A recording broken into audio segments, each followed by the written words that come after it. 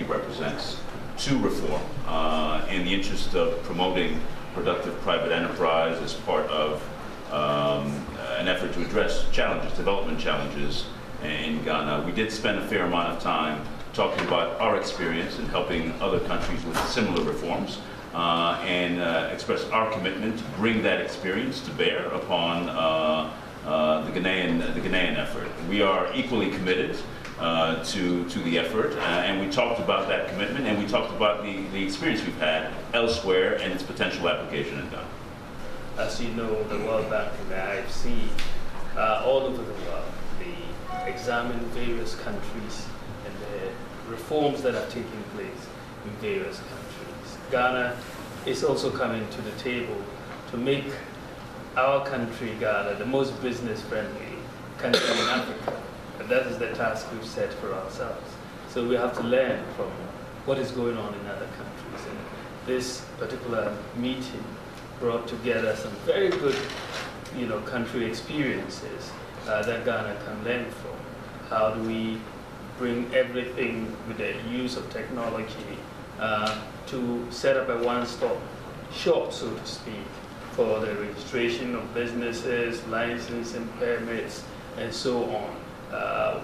Experiences of countries like, Rwanda and Kenya with their e-citizen platform.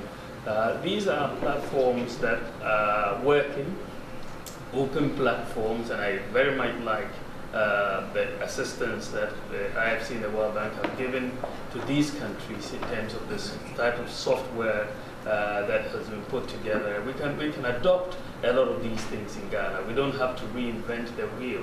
What we are trying to do has been done in other countries, and we have to just look for best practice and do it. And so I am very encouraged, and what we are trying to do tells us that the discussion here tells us that we are on the right path. And so we just need to continue that commitment and implement these reforms. We are now in a stage of implementation. So thank you very much.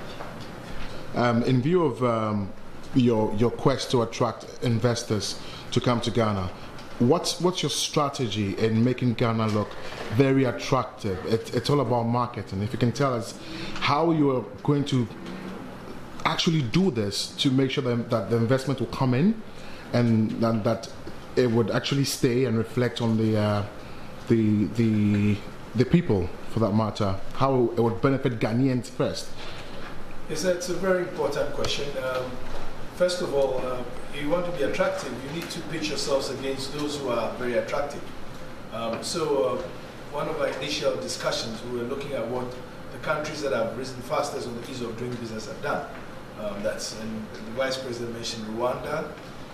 We look at those which are the best places to do business on the continent, like Mauritius, Senegal.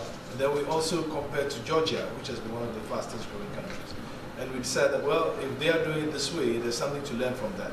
Now, the World Bank and the IFC gives us a great opportunity to leverage on a lot of the diagnostics they've done already, which will enable us leapfrog what was done before and achieve our objective of being the best place to do business in Ghana, which is very important in also attracting investment. Because if you do not create the environment, the internal environment, it doesn't open your doors that easy. So the strategy has first been to engage partners to do the reforms that we need to do, and also engage in an aggressive marketing